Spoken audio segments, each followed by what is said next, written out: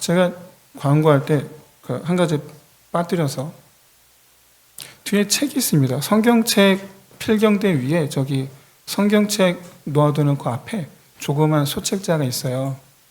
우리 서주 집사님이 광교로 이사를 가셨는데 가시면서 우리 성도들을 위해서 선물로 남겨놨습니다. 그러니까 여러분 자유롭게 가져가시길 바랍니다. 이렇게 해서 잘 사용하시길 바랍니다. 오늘 이 시간 우리 함께 하신 우리 모든 성도 여러분들에게 하나님을 믿는 그 믿음, 흔들리지 않는 믿음, 굳건한 믿음으로 이처럼 하나님께서 기뻐하는 자 되게 하시기를 주의 이름으로 축원드립니다.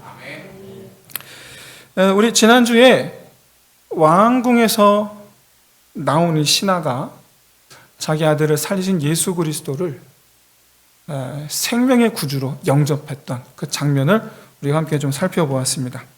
이런 이 신하의 반응, 예수님을 생명의 주관자, 이 생명의 구주로 영접했던 이 신하의 반응은 그야말로 예수님께서 사람들을 고치시는 이유인 거죠.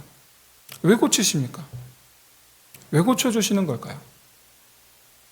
우리의 삶을 왜 만져주시는 걸까요? 그것은 바로 이 창조의 능력으로 회복시키시는 하나님의 능력임을 알게 하시고 그로 말미암아 그 능력을 베푸신 이가 누구시라? 예수님, 그가 곧 하나님이시라는 것을 인정하고 모든 일에 예수님을 하나님으로 따른 자 되게 하시기 위해서, 그리고 보다 더 궁극적인 것이죠. 그렇게 해서 우리로 영원한 생명을 누리게 하시기 위해서인 줄로 믿습니다. 그런 의미에서 이 신하가 예수님을 하나님으로, 그러니까 생명을 주관하시는 분으로 믿는 이 믿음, 이것이 바로 이 치유의 사역을 행하시는 예수님의 목적이자, 그리고 또 그렇게 해서 예수님을 구주로 영접한 가장 모범적인 사례라. 가장 모범적인 사례라. 이런 일이 여러분 사복음서에서 한 손 꼽습니다. 한 손 꼽아요. 안타깝게도 거의 모든 사람들이 예수님의 치유 사역을 통해서 예수님이 누구신지, 또 그 치유 사역에 담긴 의미가 무엇인지 깨달은 사람은 사실상 거의 없습니다. 그죠? 지금 내가 원하는 게 이루어졌기 때문에 기쁜 거지, 그가 누구인지, 그 일을 행하신 그 의미가 무엇인지에 대해서 깊이 생각하는 사람이 사실 거의 없습니다. 그런 일 중에 가장 대표적인 사람이 바로 오늘 본문에 등장하는 38년 된 병자예요. 이 사람은 왜 예수 그리스도를 구주로 영접하지 않았던 걸까? 그 이유를 오늘 본문에서 명확하게 보여줘요. 그 이유를 우리 잠시 살펴보면서, 그렇다면 나는 우리 자신의 신앙을 점검해 볼 수 있는 시간 되시기를 진심으로 소원합니다. 오늘 본문의 주요 배경인 베데스다, 은혜의 집이라는 뜻입니다. 베델, 이 집이라는 뜻이거든요. 집. 그래서 베데스다, 이것은 이제 은혜의 집이라는 뜻이에요. 실제로 이 연못은 천사가 왔다 갔다 하며 기적을 베푸는 그런 역사가 있었죠. 그러니까 하나님께서 은혜를 베푸시는 장소, 은혜를 베푸시는 장소로 삼으셨다라는 것을 알 수가 있습니다. 병든 사람들이 이 연못 주위에 이불 깔고 누워 있었어요. 그냥 거기 사는 거예요. 정말로 숙식하며 집처럼 거기서 사는 거예요. 왜 그렇습니까? 천사가 언제 왔다 갔다 할지 모르는 거예요. 밤에 올는지 새벽에 올는지 낮에 올는지 아무도 몰라요. 제 생각에 보초 서듯이 순번을 정해서 연못을 쳐다보고 있지 않았을까? 왜? 천사가 눈에 보이진 않아요. 천사가 왔다 갔다 어떻게 합니까? 물이 동심원을 그리는 이 동심원을 그리는 이 파동, 있으면 천사 왔다 간 거예요. 계속 그 연못을 이렇게 쳐다보고 있어야 돼. 누군가는 24시간 내내 그걸 쳐다보고 있어야 돼. 모르긴 몰라도 그렇게 아마 돌아가면서 쳐다보지 않았을까. 어쨌든 말 그대로 이 베데스다 연못은 그냥 집이었어요.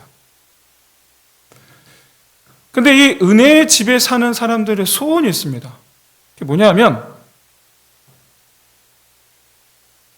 물이 움직일 때 내가 제일 먼저 연못에 들어가는 거예요. 그래서 이 은혜의 집을 나가는 거예요. 이게 소원이에요. 주여, 나로 이 은혜의 집을 나가게 하소서.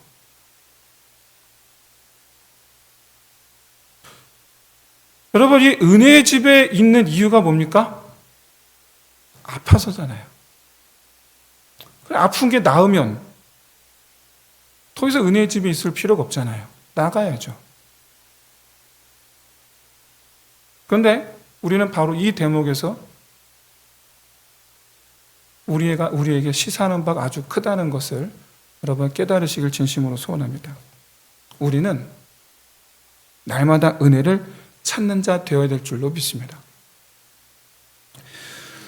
오늘 본문에서 가장 궁금했던 점, 제가 개인적으로 예전에 가장 궁금했던 점 두 가지가 있었어요. 그 중에 하나는 바로 뭐냐면 수많은 병자들이 있었는데 거기서 하필 왜 이 사람이냐라는 거예요. 왜 이 사람이냐? 그에 대한 답을 예수님께서 우리에게 던져주신 답을 잠시 우리는 확인할 수가 있어요. 두 번째 궁금한 건 뭐냐? 아니 기왕이면 거기 있는 사람 다 고쳐주지. 왜 이 한 사람만 고쳐주셨느냐라는 거였어요. 근데 여기에는 배경이 있습니다. 그 실마리가 1절이 있어요. 이때가 명절이라. 그리고 3절에서 어떤 병자들인지, 이 병자들이 어떤 사람들인지, 그리고 5절에서 예수님께서 주목하신 이 병자가 38년 동안 이 병의 고통 속에 있었다라는 점, 이 세 가지 실마리를 통해서 알 수가 있어요. 먼저 여러분 1절에서 이 명절, 유대인의 명절이라는 것은 10중 8구 6월절로 봅니다. 6월절로. 예수님의 공생의 사역이 3년인데 우리가 3년이라고 말하지 연차로 이제 4년차 4번, 6월절 4번을 보냈어요. 사복음서를 확인할 수가 있는데 그 중에서 이때가 이제 세 번째 6월절, 그러니까 2년차 6월절로 그렇게 봅니다. 어쨌든 중요한 건 이 예루살렘이라는 장소의 특징이 있죠. 뭡니까? 예수님을 원수처럼 생각하는 유다 종교 지도자들의 근거지라는 점이에요. 근거지. 이 예루살렘은 골목마다 종교 지도자들이 있어요. 여기서 종교 지도자들이란 제사장, 서기관, 바리새인들을 말하는 거죠. 그런 유다, 그런 예루살렘에 거기다가 명절입니다. 여러분, 이 요세푸스라는 이 역사가에 의하면 이때 모이는 인원수가 100만에서 300만이라고 합니다. 여러분, 예루살렘 성이 안 커요. 안 커요. 성 자체가 기껏해야 우리 평택 비전동보다 못해요. 아니, 여기 소사벌 주구나 할까? 근데 그런 동네에 여러분 100만 명 몰려왔다고 생각해 보세요. 발 디딜 틈이 없어요. 그런데 그런 상황에서 베데스다 연못에서 그 수많은 병자들을 고치셨다. 그럼 그 모든 사람들의 주목을 끌 수밖에 없잖아요. 그렇게 되었다가는 여러분 유대인들이 이때만 해도 예수님 사역한 지 좀 시간이 지났기 때문에 예수님이 다윗의 후손이라는 걸 다 알아요. 그리고 예수님께서 어떤 일 하고 다 알아요. 사람들이. 근데 그런 상태에서 예수님께서 이 베데스다 연못에 있는 모든 병자를 고치셨다. 어떤 일이 일어날까요? 어떤 일이 일어나는지를 1년 뒤에 보여줍니다. 호산나 호산나 다윗의 자손 예수여. 호산나 호산나 하더라. 난리가 납니다. 엄밀히 여기 이스라엘 왕이 있거든요. 그런데 예수님을 왕으로 세우자고 난리 법석을 칩니다.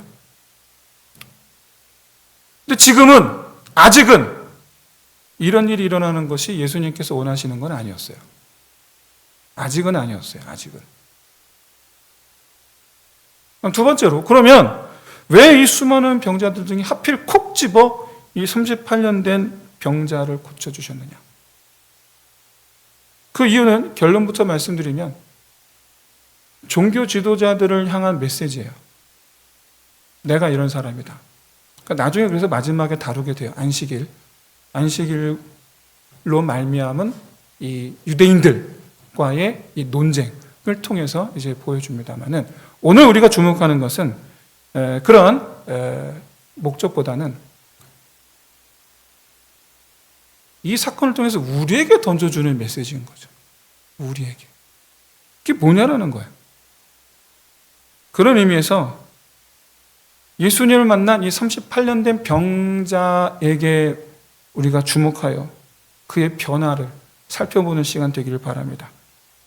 그러면 지금 현재 이 38년 된 병자의 현 주소, 여기서 이 38년 된 되었다라는 이 말의 의미는 38년 동안 이 베데스다에서 살았다라는 의미하는 건 아닙니다.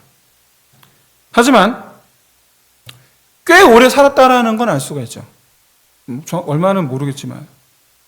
그런데 중요한 건 그 긴 시간 동안 다른 경쟁자들에게 빌려서 한 번도 1등을 못했다라는 거예요. 한 번도 1등을 못했어요. 아마 제가 볼 땐 이 38년 된 병자가 베데스다 연못에 살고 있는 사람 중에 제일 고참이 아니었을까. 그러면 다른 병자들은 이 사람에 비해서 병세가 약한 걸까? 여러분 3절의 말씀 보시면 거기서 말씀하는 병자들, 그들의 병이 어떤 병이었느냐 보면 하나같이 자기 스스로 움직일 수 없는 사람들이에요. 맹인. 일단 물에 움직이는지 어쩌는지 조차도 못 봐요. 자기 눈으로 확인할 수가 없어요. 일단 근본적으로. 또 가도 떠듬 가야 돼. 절대로 1등할 수 없는 사람들이에요. 다리 저는 사람. 여기서 다리 저는 사람이라는 뜻은 중풍병이라는 뜻입니다. 마찬가지로 절대로 1등할 수가 없어요. 혈기 많은 사람. 혈기 많았다는 것은 온몸이 다 굳었다라는 뜻이에요. 역시 절대로 1등할 수 없는 사람들이에요. 그러니까 객관적으로 보면 누구도 절대로 1등할 수 없는 사람들끼리 경주를 하는 거예요. 그런데 거기서 이 38년 된 사람은 그 긴 시간 동안 한 번도 1등을 못한 거예요. 어차피 다 마찬가지인데.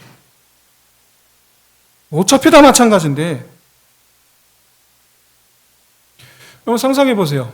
맹인과 중풍병자와 온몸이 마비된 사람들이 어떻게든 가겠다고 하는 그 모습을 한번 상상해 보세요. 얼마나 처절할까? 얼마나 처절할까? 그런데 실제로 그런 처절한 장면은 일어나지 않았습니다. 왜냐? 다른 병자들은 이 사람을 빼고 다른 병자들은요, 가족들이 같이 있었어요. 그러니까 맹인이었어도 1등할 수 있었고 중풍병 걸렸어도 1등할 수 있었던 거예요. 왜?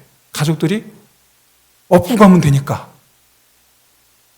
그런데 이 사람은 곁에 아무도 없는 거예요. 이게 주님께서 이 사람을 주목해 보신 이유예요. 이게 소망 없는 사람. 내가 볼 때 다른 사람 다 소망이 있어 보여요. 언젠가는 1등 할 수 있을 거예요. 다른 사람들은. 근데 난 안 돼요. 왜? 나는 혼자니까. 그런 사람에게 예수님께서 보시고 찾아오실 그 의미가 뭡니까? 아니야. 내가 너를 보고 있었어. 다른 사람은 자기 가족을 의지하겠지만 너를 1등 되게 하는 건 나 하나님, 내가 해줄게. 그런 의미 아니겠습니까? 주님께서 원하시는 건 그걸 알기를 원하신 게 아니었을까요?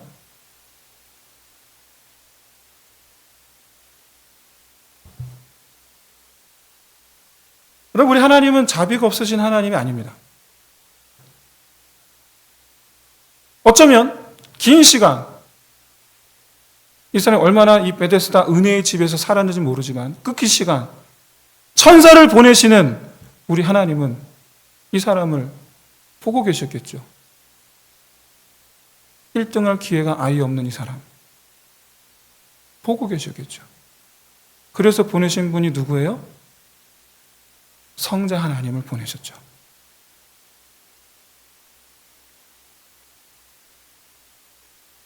사랑하는 성도 여러분, 우리 하나님은 자비의 하나님이신 줄로 믿습니다. 여러분, 다른 사람들은요, 세상 논리를 따라 형통하고 세상 논리를 따라서 잘 되고 그럴 수 있을지 몰라도 우리는 우리 자신이 그리할 수 있다 할지라도 하나님을 의지하는 저 여러분 되시기를 주의 이름으로 축원드립니다. 내가 유일한 해결책이라고 믿는 그 해결책대로 되기를 구하던 사람에게 저 연못에 가야 돼.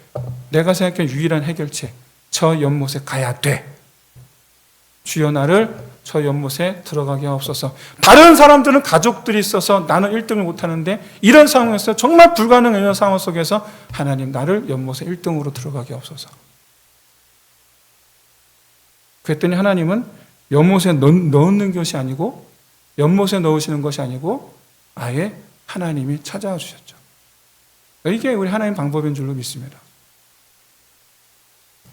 바라기는 내가 원하는 대로가 아닌 하나님의 방법대로 놀라운 역사 일으키시는 이 하나님을 만나고 보고 경험하는 저와 여러분들 있으시기를 주의 이름으로 축원드립니다.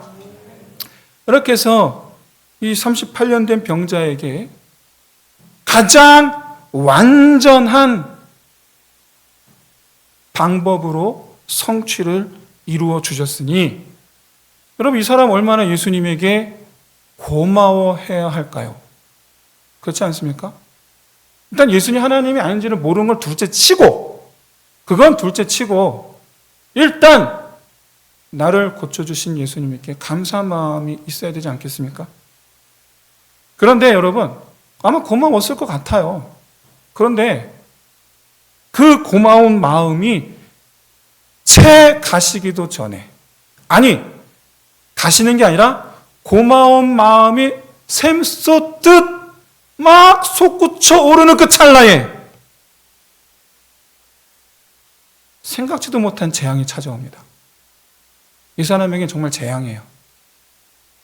나는 살았노라, 이제 자유라. 미래를 꿈꾸면서 벅찬 가슴을 안고 지금 나가고 있어요. 그런데 은혜의 집을 나가고 있어요. 그런데 은혜의 집을 아직 벗어나지도 않았어요. 그런데 유대인들이 붙잡아요. 너 그거 왜 들고 가? 자리, 이불이 합니까? 이불. 여기서 살았던 이불, 짐이잖아요. 짐. 그 짐을 들고 가는데 너 그거 왜 들고 가? 이게 무슨 얘기예요?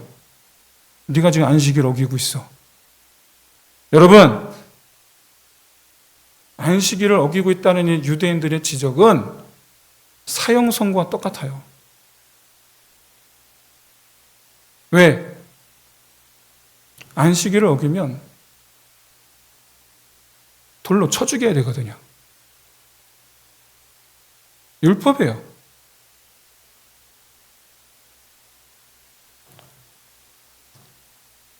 고마운 마음, 감사한 마음이 샘솟다가 난 죽었구나.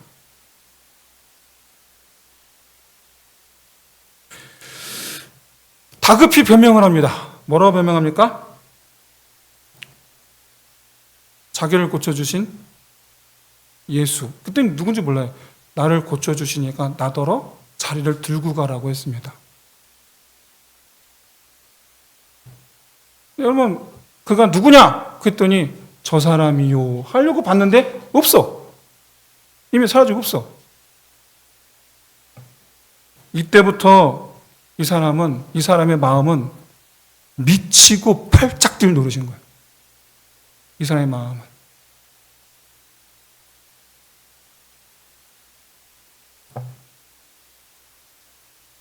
어쨌든 우리는 예수님께서 베데스다 연못에 온 이유, 바로 38년 된 병자 이 사람 때문에 오셨었다라는 걸 바로 이 점에서도 알 수가 있어요.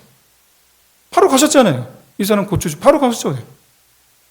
애시당초 이 베데스다 은혜의 집을 찾아오신 이유는 이 사람이었어요. 볼일 보셨으니까 가셔야지. 하지만 이 사람 입장에서는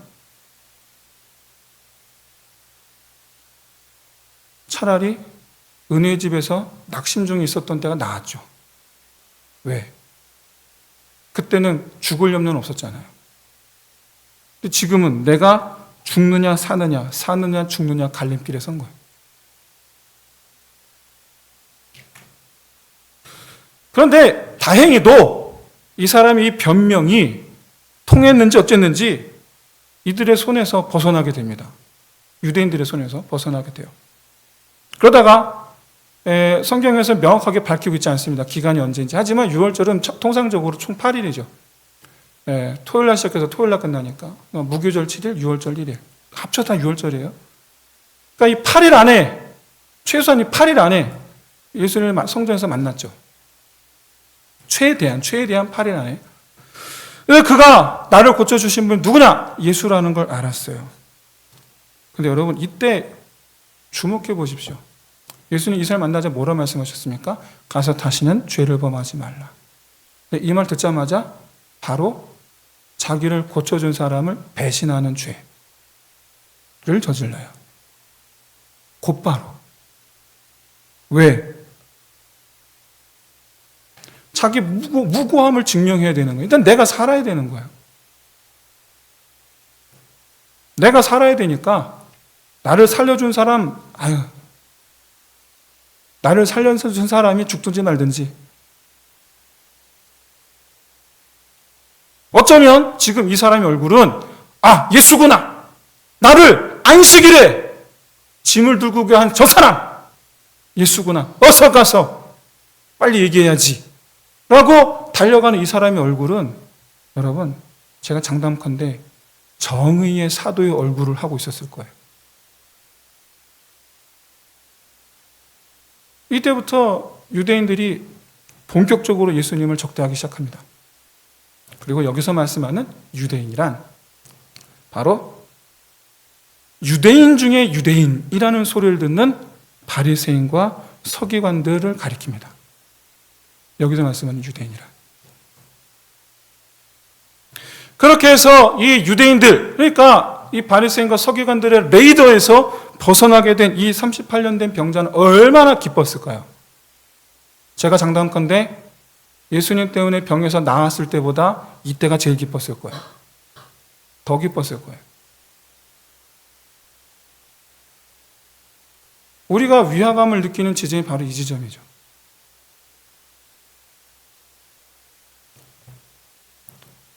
사랑하는 성도 여러분, 깨달으시길 바랍니다. 이 세상의 삶은 절대로 행복을 보장하지 않습니다.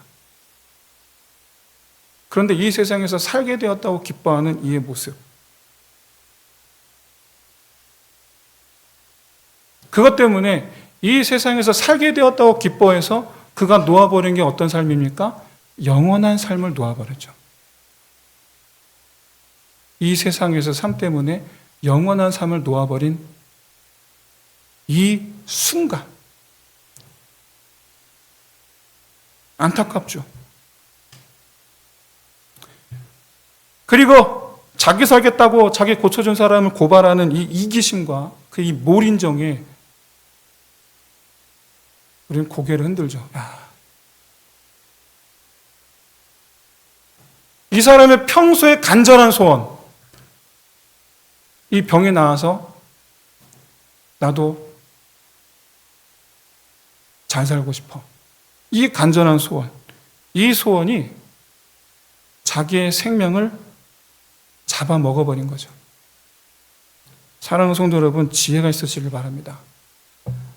지금 내 소원이 내 생명을 잡아먹는 소원인지 아니면 내 생명을 일으키는 소원인지 여러분 분별할 수 있는 지혜가 함께 하시기를 주의 이름으로 축원드립니다. 하지만 그럼에도 불구하고 우리는 이 38년 된 병자를 이의 이 배신을 우리는 탓할 수가 없어요. 왜요? 똑같으니까.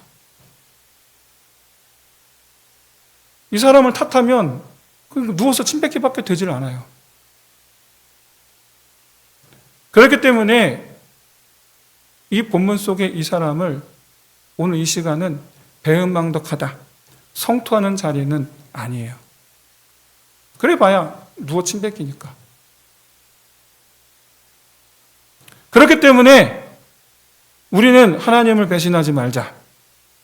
우리는 하나님을 위해 죽기를 각오하고 하나님께 진실하자. 이런 말을 할 수도 없어요. 안 된다는 걸 아니까. 그래봐야, 그런 마음을 가져봐야 우리 안에 있는 죄가 우리를 향해서 여러분 비아냥거릴 뿐이에요. 네가 할 수 있겠어? 그런데 여러분 오늘 본문 속에 이 38년 된 병자의 뒷모습을 여러분 절대로 잊지 마시길 바랍니다. 그래서 새 소원을 품으시기를 소원합니다. 어떤 소원? 나는 저 뒷모습 닮지 말아야지. 이게 저와 여러분의 새 소원이 되시기를 주의 이름으로 축원드립니다. 그가 남긴 이 씁쓸한 뒷모습, 그가 정말로 선택했어야 될 길, 그 길로 우리 자신을 붙들어 맬 수 있는 저와 여러분 되시길 진심으로 소원합니다. 여러분, 어떤 소원을 갖느냐 굉장히 중요해요. 어떤 소원을 갖느냐. 지금 내가 꿈꾸는 소원이 나를 죽이는 소원인지 나를 살리는 소원인지 다시 한번 여러분 점검해 보시길 바라고. 그래서 그럼 어떻게 그걸 분별할 수 있습니까? 바로 그 기준이 은혜의 집과 세상 속이에요. 문제가 해결되어서 은혜의 집에서 나와 세상 속으로 가기를 바라는, 다시는 이 집으로 돌아오지 않으리라. 나아서 소원 성취해서 다시는 이 집으로 돌아오지 않으리라 하고 세상 속으로 나가기를 바라는 소원. 여러분, 이 소원은 살리는 소원입니까? 아니면 죽이는 소원입니까? 오늘 본문에서 이 38년 된 병자가 그 정답을 보여줘요. 어떤 소원이에요? 사랑하는 성도 여러분, 사실 진정한 은혜를 베푸시는 장소는 베데스다 연못이 아니라 우리 예수 그리스도께서 진정한 은혜의 집인 줄로 믿습니다. 그래서 예수 안에 있는 것이 소원이 되는 저와 여러분 되시기를 주의 이름으로 축원드립니다. 이게 우리의 소원이에요. 품어야 될 소원. 예수 안에. 오늘도 예수 안에. 내일도 예수 안에. 내 평생 예수 안에. 이것이 내 평생의 소원. 그 되시기를 주의 이름으로 축원드립니다. 주와 함께 있는 것. 주 안에 머물러 있는 것. 이것이 내 편에서의 어떤 이 시간 내 편에서의 믿음의 결단이라고 한다면 주님은 38년 된 병자를 주목하여 보셨던 그 주님께서 동일하신 마음으로 이 시간 내 삶의 은혜로 충만케 하실 줄로 믿습니다. 그런데 여러분, 베데스다 연못은 움직이지 않아요. 그러나 우리 주님은 안이 계신 곳이 없고 능치 못하심이 없는 살아 두루두루 운행하시며 역사하시는 하나님이신 줄로 믿습니다. 그런데 여러분, 그 하나님께서 우리를 거처 삼으셨음을 믿으시기를 바랍니다. 그러니까 이 시대의 베데스다는 어디입니까? 따라해 보시겠어요? 바로 따라해 보시려니까 바로 나. 내가 베데스다가 되어야 될 줄로 믿습니다. 나 자신이 은혜를 소유한 자, 은혜의 집이 되는 자, 하나님의 은혜가 머무는 자. 사랑하는 성도 여러분, 은혜의 집을 어떤 이유로든 하여간 은혜의 집을 소원하다가 그 소원 성취하고 은혜의 집을 나가 세상 속으로 가려고 하지 마시고 나 자신이 은혜의 집이 되어서 세상 속에 은혜를 퍼뜨리는 자 되시기를 주의 이름으로 축원드립니다. 이 시간 말씀 마치겠습니다. 한 가지 분명한 것은 우리 자신이 베데스가 되어 주님과 함께 한다면 여러분, 우리는 세상을 두려워하지 않을 줄로 믿습니다. 다시 말씀드려서 우리가 베데스다가 되기를 소원하며 나아갈 때 우리가 그토록 바라는 영원히 사는 자가 되게 하시는 은혜가 함께할 줄로 믿습니다. 이 시간 우리 함께 이 찬양하면서 어둠이 빛이 되고 이 찬양하면서 함께 기도했으면 좋겠습니다.